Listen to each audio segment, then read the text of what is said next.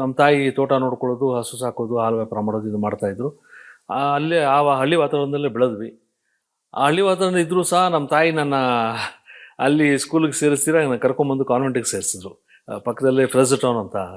ನಮ್ಮ ಹಳ್ಳಿಯನ್ನು ಪಟ್ಟಣದಿಂದ ತುಂಬ ದೂರ ಏನೂ ಇರಲಿಲ್ಲ. ಬರೀ ಒಂದು ರೈಲ್ವೆ ಟ್ರ್ಯಾಕ್ ಬಾರ್ಡ್ರ್ ಅಷ್ಟೇ. ಈ ಕಡೆಗೆಲ್ಲ ಪಟ್ಟಣ ಇತ್ತು, ಆ ಕಡೆಗೆಲ್ಲ ಹಳ್ಳಿ ಇತ್ತು. ಸೊ ಅಲ್ಲಿಂದ ಕಾನ್ವೆಂಟಲ್ಲಿ ಬಂದು ಓದ್ತಾ ಇದ್ವಿ. ಎಲ್ಲರಿಗೂ ಬೆಳ್ಕೊಂಬಂದ್ವಿ. ಸ್ಕೂಲ್ ಆಯಿತು, ಹೈಸ್ಕೂಲ್ ಆಯಿತು, ಕಾಲೇಜು. ಕಾಲೇಜಿಗೆ ಬಂದಮೇಲೆ ಲೈಫು ಒಂದು ಬೇರೆ ಥರ ಬದಲಾಯಿತು. SJRC ಕಾಲೇಜಲ್ಲಿ ಕಾರಣಾಂತರಗಳಿಂದ ನಾನು ಪದವಿನ ಪಡ್ಕೊಳಕ್ಕಾಗಿಲ್ಲ. ನಾನು ಮಧ್ಯದಲ್ಲೇ ನಿಲ್ಲಿಸ್ಬಿಟ್ಟು ಕೆಲಸಕ್ಕೆ ಸೇರಬೇಕಾದ ಪರಿಸ್ಥಿತಿ ಬಂತು. ಯಾಕಂದರೆ ಆರ್ಥಿಕ ಪರಿಸ್ಥಿತಿ ಸರಿ ಇರಲಿಲ್ಲ. ಹಾಗಾಗಿ BSc ಡಿಸ್ಕಂಟಿನ್ಯೂ ಮಾಡಿ ನಾನು HMT ವಾಚ್ ಫ್ಯಾಕ್ಟ್ರಿ ಕೆಲಸಕ್ಕೆ ಸೇರಿಕೊಂಡೆ. ಸರ್ ಅದು ಹೆಂಗೆ ಸರ್ ಅದು ನಿಮ್ಮದು ಆರ್ಥಿಕ ಪರಿಸ್ಥಿತಿ ಹದಗೆಡುತ್ತೆ? ಇರ್ಬೋದು, ನನಗೆ ಗೊತ್ತಿಲ್ಲ. ಬಹುಶಃ HMT ವಾಚ್ ಫ್ಯಾಕ್ಟ್ರಿಗೆ ಬಂದಾಗ ಅಲ್ಲಿ ನಾನು ಸಿನಿಮಾ ಬರೋದಕ್ಕೆ HMT ವಾಚ್ ಫ್ಯಾಕ್ಟ್ರಿ ಕಾರಣ ಅನ್ನೋದಕ್ಕಿಂತ HMT ವಾಚ್ ಫ್ಯಾಕ್ಟ್ರಿಯಲ್ಲಿ ಇದ್ದಂಥ ಒಬ್ಬ ವ್ಯಕ್ತಿ ಅಂತ ಹೇಳ್ಬೋದು ನಾನು. ಅವರು HR ಗೋವಿಂದರಾಜ್ ಅಂತ. ಅವರು ನಮ್ಮ ಡಿಪಾರ್ಟ್ಮೆಂಟಲ್ಲಿ ನಂಗೆ ಸೀನಿಯರ್ ಅವರು. ಅಲ್ಲಿ HMT ವಾಚ್ ಫ್ಯಾಕ್ಟ್ರಿ ಆವತ್ತು ಪಬ್ಲಿಕ್ ಸೆಕ್ಟರ್ಸಲ್ಲಿ ಸಾಕಷ್ಟು ಲಲಿತಾ ಕಲಾ ಸಂಘಗಳ ಆಕ್ಟಿವಿಟೀಸ್ ನಡೀತಾ ಇತ್ತು. ಎಲ್ಲ ಸಂಘಗಳಲ್ಲೂ ಕನ್ನಡದ ಬಗ್ಗೆ, ಇನ್ನೊಂದರ ಬಗ್ಗೆ, ಯಾಕಂದರೆ ಕನ್ನಡದ ಬಗ್ಗೆ ಸಾಕಷ್ಟು ಹೋರಾಟಗಳು ನಡೀತಾ ಇದ್ದಾಗ ಇವತ್ತಿಗಿಂತ ಜಾಸ್ತಿ ಇತ್ತಲ್ಲ ಸರ್? ಇನ್ಫ್ಯಾಕ್ಟ್ ಹೌದು, ತುಂಬ ಜಾಸ್ತಿ ಇತ್ತು. ಯಾಕೆಂತ ಹೇಳಿದ್ರೆ ಆವತ್ತು ನಮಗೆ ಜೀವಮಾನಕ್ಕೆ ಇಲ್ಲಿ ಇದ್ದಿದ್ದು ಪಬ್ಲಿಕ್ ಸೆಕ್ಟರ್ಸು. ಪಬ್ಲಿಕ್ ಸೆಕ್ಟರ್ಸಲ್ಲಿ ಎಂಪ್ಲಾಯ್ಮೆಂಟಲ್ಲಿ ಸಾಕಷ್ಟು ಹೊರ ರಾಜ್ಯಗಳ ಜನ ಇದ್ದರು. ಸೊ ಕನ್ನಡದವ್ರಿಗೆ ಕೊಡಬೇಕು ಅಂತ ಹೇಳಿ ಸಾಕಷ್ಟು ಹೋರಾಟಗಳು ನಡೀತಾ ಇತ್ತು, ಕನ್ನಡನ ರಕ್ಷಣೆ ಮಾಡಬೇಕು ಅಂತೇಳಿ. ಹಂಗಾಗಿ ಸಾಕಷ್ಟು ಲಲಿತ ಸಂಘದ ಆ್ಯಕ್ಟಿವಿಟೀಸ್ ನಡೀತಾ ಇತ್ತು. ಸೊ ಅಲ್ಲಿ ನಮ್ಮ ನವಂಬರ್ ರಾಜ್ಯೋತ್ಸವ ತಿಂಗಳಲ್ಲಿ ಇಂಟರ್ ಡಿಪಾರ್ಟ್ಮೆಂಟಲ್ ಕಾಂಪಿಟೇಷನ್ ಅಂತ ನಾಟಕಗಳು ಮಾಡ್ತಾರೆ. ಅಲ್ಲಿ ಒಂದು ಡಿಪಾರ್ಟ್ಮೆಂಟಿಂದ ಒಂದು ನಮ್ಮದು ಒಂದು 7-8 ಡಿಪಾರ್ಟ್ಮೆಂಟ್ ಇತ್ತು. ಸೊ ಒಂದೊಂದು ಡಿಪಾರ್ಟ್ಮೆಂಟಿಂದ ಒಂದು ನಾಟಕ ಅಂತ ಮಾಡ್ತಾರೆ. ಸೊ ನಮ್ಮ ಡಿಪಾರ್ಟ್ಮೆಂಟಿಂದ ಒಂದು ನಾಟಕ ತಗೊಂಡು ನಾನು ಆಗ ಸೇರಿ ಬರೀ ಒಂದು 3-4 ತಿಂಗಳಾಗಿತ್ತು ಅಷ್ಟೇ. ನಾನು ಸೇರಿದ್ದು ಆಗಸ್ಟಲ್ಲಿ. ಸೆಪ್ಟೆಂಬರ್, ಅಕ್ಟೋಬರ್, ನವಂಬರ್ಗೆ ಬಂದಿತ್ತು. 4 ತಿಂಗಳಾಗಿತ್ತು ಅಷ್ಟೇ. ನಾನು ಇನ್ನೂ ಟ್ರೈನಿಂಗ್ ಪೀರಿಯಡಲ್ಲಿದ್ದೆ. 1 ವರ್ಷ ಟ್ರೈನಿಂಗ್ ಪೀರಿಯಡ್ ಇತ್ತು. ಟ್ರೈನಿಂಗ್ ಪೀರಿಯಡಲ್ಲಿದ್ದೆ. ನಾನು ಕೆಲಸ ಮಾಡ್ತಾಯಿದ್ದೆ ನನ್ನ ಮಿಷಿನಲ್ಲಿ. ಆವಾಗ ಈ ಸೀನಿಯರ್ ವ್ಯಕ್ತಿ ಗೋವಿಂದರಾಜರು ಬಂದು, ನೀವು ನಾಟಕದಲ್ಲಿ ಪಾಠ ಮಾಡ್ತೀರಾ ಅಂತ ಕೇಳಿದ್ರು. ನನಗೆ ಒಂದೇ ಶಾಕ್ ಆಯಿತು. ಯಾವ ಧೈರ್ಯದಲ್ಲಿ ಕೇಳ್ತಿದ್ದೀರ? ನಾನು ಇಲ್ಲ ಸರ್, ನನಗೇನು ಅಭ್ಯಾಸ ಇಲ್ಲ ನಾಟಕ ಇಟ್ಕೊಂಡು ಮಾಡಿ.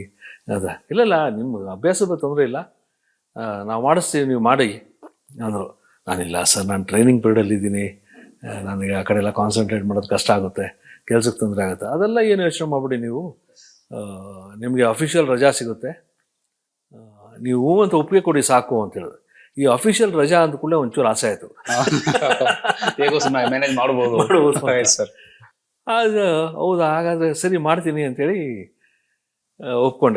ಒಪ್ಕೊಂಡು ಶಿವಕುಮಾರ ಸ್ವಾಮಿ ಅಂತ ಒಂದು ನಾಟಕ, ಅದರಲ್ಲಿ ಗುರಿನ ಪಾತ್ರ, ಆ ಪಾತ್ರಕ್ಕೆ ನನ್ನ ಆಯ್ಕೆ ಮಾಡಿದರು.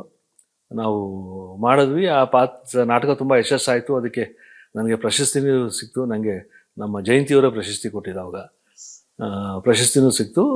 ಆಮೇಲೆ ಎಲ್ಲರೂ ಚೆನ್ನಾಗಿ ಮಾಡ್ತಿರಲ್ಲ ನೀವು, ಮಾಡ್ಬೋದಲ್ಲ ನಾಟಕಗಳು ಅಂತ ಅಲ್ಲೇ ಸುಮಾರು ನಾಟಕ ಮಾಡಿದಾಗ ಆಮೇಲೆ ಅಲ್ಲೇ ಲಲಿತಾ ಕಲಾ ಸಂಘ ತುಂಬ ಆ್ಯಕ್ಟಿವ್ ಆಗಿ ಶುರುವಾದೆ. ಅಲ್ಲೂ ಲಲಿತಾ ಕಲಾ ಸಂಘ ಸೆಕ್ರೆಟರಿನೂ ಆಗಿದ್ದೆ ನಾನು. ತುಂಬ ಆ್ಯಕ್ಟಿವ್ ಆಗಿದೆ. ಅಲ್ಲಿ ಎಲ್ಲರೂ ನನ್ನ ಉತ್ತೇಜನ ಕೊಡೋಕ್ಕೆ ಶುರು ಮಾಡಿದ್ರು.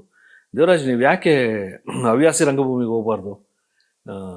ತುಂಬ ಚೆನ್ನಾಗಿ ಮಾಡ್ತೀರಾ ನೀವು, ತುಂಬ ಟ್ಯಾಲೆಂಟ್ ಇದೆ ನಿಮಗೆ, ಹೋಗಿ ಅಂತ. ಸರಿ, ಇಷ್ಟು ಜನ ಹೇಳ್ತಿದ್ಮೇಲೆ ಏನೋ ಇರ್ಬೋದು ನನ್ನಲ್ಲಿ, ನೋಡೋಣ, ಪ್ರಯತ್ನ ಮಾಡೋಣ ಅಂತೇಳಿ ಅಲ್ಲಿಂದ ಕಲಾಕ್ಷೇತ್ರಕ್ಕೆ ಪ್ರಯಾಣ ಬೆಳೆಸಿದ್ವಿ. ಅಂದರೆ ನಾಟಕದ ಕಂಪ್ನಿ ಅಂದರೆ ಅವಾಗ ನಿಮ್ಮದು ಒಡನಾಟ ಸ್ಟಾರ್ಟ್ ಆಗಿದ್ದಲ್ಲ ಸರ್, ನಾಟಕ ರಂಗಗಳು ಸೇರ್ಕೊಂಡು? ಆಗ ನನಗೆ ಒಡನಾಟ ನಮ್ಮ ಅನಂತ್ ನಾಗವರು, ಶಂಕರ್ ನಾಗವರು, ರಂಜಿತ್ ರಾಯ್ ಅವರು, B ಜಯಶ್ರೀ, ನಾಗೇಶ್, ಈ ಅನೇಕ ಮಂದಿ, ಸುಮಾರು ಜನ ಇದ್ದರು. ಸಂಕೇತ್ ಕಾಶಿ, ನಮ್ಮ ಅವಿನಾಶು, ರಂಜಾ, ಪ್ರಕಾಶ್ ರಾಜು, ಎಲ್ಲರೂ ಸುಮಾರು ಜನ ಆಗ ನಾಟಕದ ರಂಗದಲ್ಲಿದ್ದರು. ಆಗ ನಾಟಕದ ರಂಗ ತುಂಬ ಆ್ಯಕ್ಟಿವ್ ಆಗಿತ್ತು. 70s ತುಂಬಾ ಆ್ಯಕ್ಟಿವ್ ಆಗಿ ಇದ್ದಂಥ ಒಂದು ಸಮಯ. ನಮ್ಮ ಕಾರಂತರು, ಕಾರ್ನಾಡರು, ಲೋಕೇಶ್ ಅವರು, CR ಸಿಂಹ, ಶ್ರೀನಾಥ್, ಹೀಗೆ ದೊಡ್ಡ ಪಟ್ಟಿ ಅಷ್ಟು ಜನ ಕಲಾವಿದರು ಅಲ್ಲಿದ್ದರು, ಆ್ಯಕ್ಟಿವ್ ಆಗಿದ್ದರು. ಸರಿ, ಅಲ್ಲಿ ಬಂದೆ. ನಮ್ಮ ನಾಗೇಶ್ ಅವರು ತ್ರಿಪನಿ ಆಪೇರ ಅಂತೇಳಿ ಒಂದು ಇಂಗ್ಲೀಷ್ ನಾಟಕನ ಅನುವಾದ ಮಾಡಿ ಮಾಡ್ತಿದ್ರು. ಅದರಲ್ಲಿ ನನಗೆ ಕಲಾಗಂಗೋತ್ರಿ ನಾಗೇಶ್ ಅಂತ, ಅದರಲ್ಲಿ ನನಗೆ ಒಂದು ಸಣ್ಣ ರೆಬಲ್ ಪಾತ್ರ ಕೊಟ್ಟರು. ಅದು ಸಣ್ಣ ಪಾತ್ರ ಆದರೂ ಸಹ ಒಂದು 2-3 ಸನ್ನಿವೇಶ ಬರುತ್ತೆ ಅಷ್ಟೇ. ಸಣ್ಣ ಪಾತ್ರ ಆದರೂ ಸುಮಾರು ಜನ ಗಮನ ಸೆಳೆಯುತ್ತದು. ಯಾರು ಚೆನ್ನಾಗಿ ಮಾಡ್ತಾನಲ್ಲ ಈ ವ್ಯಕ್ತಿ ಅಂತೇಳಿ. ಸೊ ಅಲ್ಲಿಂದ ಹೀಗೆ ಅಲ್ಲೊಂದು ಇಲ್ಲೊಂದು, ಆಮೇಲೆ ಸಂಕೇತಲ್ಲಿ ಬ್ಯಾಕ್ ಸ್ಟೇಜ್ ಮಾಡಿಕೊಂಡು ಮಾಡ್ತಾಯಿದ್ದೆ. ಆಮೇಲೆ ನಮ್ಮ B ಜಯಶ್ರೀ ಅವರು ಸ್ಪಂದನಲ್ಲೂ ಸೇರ್ಕೊಂಡಿದ್ದೆ, ಸ್ಪಂದನಲ್ಲೂ ಮಾಡ್ತಾಯಿದ್ದೆ. B ಜಯಶ್ರೀ ಅವರು ಕರಿಮಾಯ ನಾಟಕ ತಗೊಂಡಾಗ ಒಂದು ಭಾಳ ಮುಖ್ಯವಾದ ಪಾತ್ರ, ದೇವರಸಿ ಅಂತ ಒಂದು ಪಾತ್ರ, ದೇವರಸಿ ಅಂತ ಪಾತ್ರಕ್ಕೆ ನೀವು ಮಾಡಿದ್ದೇವ್ರ ನಾನು ಆಯ್ತು ಮೇಡಮ್ ಮಾಡ್ತೀನಿ ಅಂತ. ಸರಿ ರಿಹರ್ಸಲ್ಗೆ ಹೋದೆ, ಅವ್ರು ಸಿಕ್ಕಾಪಟ್ಟೆ ಡ್ಯಾನ್ಸ್ ಮಾಡಿ ತೋರಿಸು. ನಾನು ನಂಗೆ ಇಷ್ಟು ಡ್ಯಾನ್ಸ್ ಎಲ್ಲ ಬರೋಲ್ಲ. ನೀವು ಮಾಡ್ತೀರಾ, ನೀವು ಮಾಡಿ, ನಾನು ಮಾಡಿಸ್ತೀನಿ ನಿಮ್ಗೆ ಯಾಕೆ ಅಂತೇಳಿ ಮಾಡಿಸಿದ್ರು. ಅದು ತುಂಬ ಪ್ರಸಿದ್ಧಿಗೆ ಬಂತು ನಾಟಕ. ಮಾಡಿದ್ರು ಸರ್?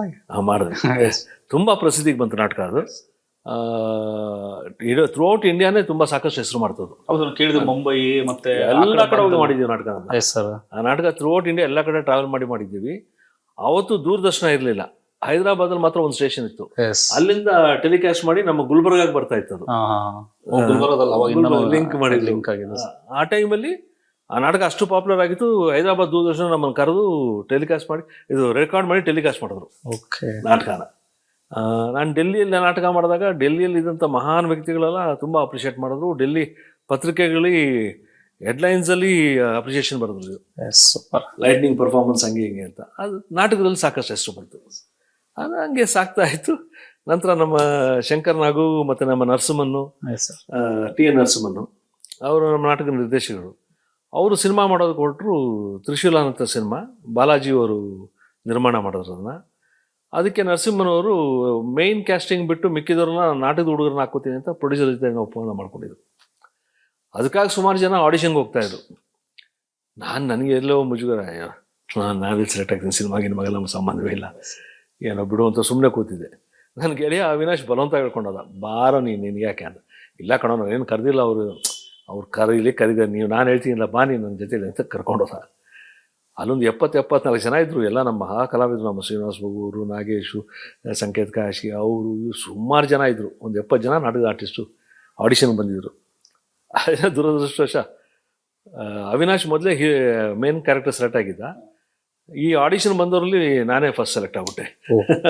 ಅಷ್ಟು ಜನ ನೆಗೆಟಿವ್ ಕ್ಯಾರೆಕ್ಟರ್ ನಾನೇ ಸೆಲೆಕ್ಟ್ ಆದೆ.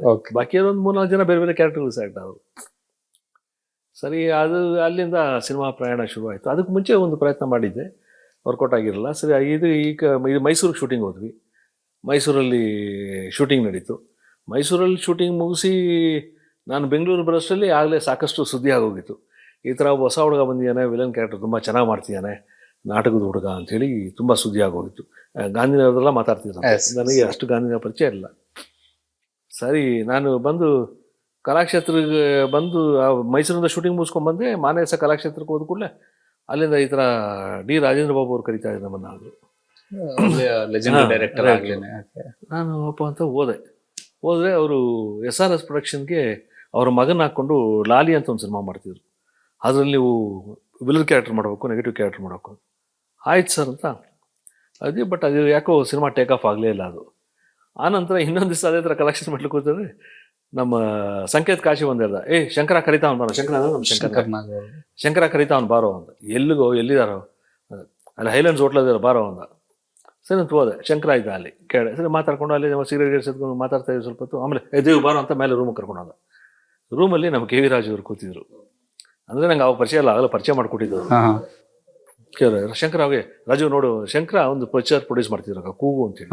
ಅನಂತ್ ನಾಗ್ ಅವರು ಹೀರೋ ಅದರಲ್ಲಿ, ಜರೀನಾ ಒಬ್ಬ ಹೀರೋಯಿನು.